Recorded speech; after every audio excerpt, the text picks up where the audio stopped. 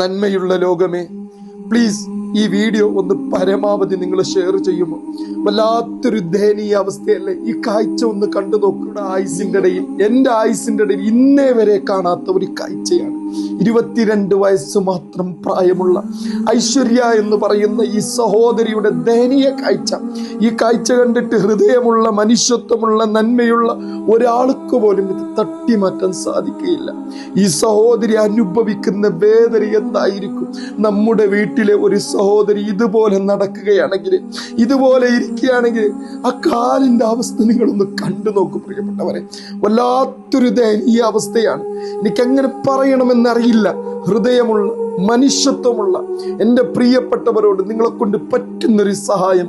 ഈ പ്രിയപ്പെട്ട സഹോദരിക്ക് പ്ലാസ്റ്റിക് സർജറി ഉൾപ്പെടെയുള്ള ചികിത്സക്ക് ഏകദേശം 20 ലക്ഷം രൂപയാണ് കണ്ടെത്തേണ്ടത്. സ്വന്തമായ ഒരു വീട് പോലുമില്ല.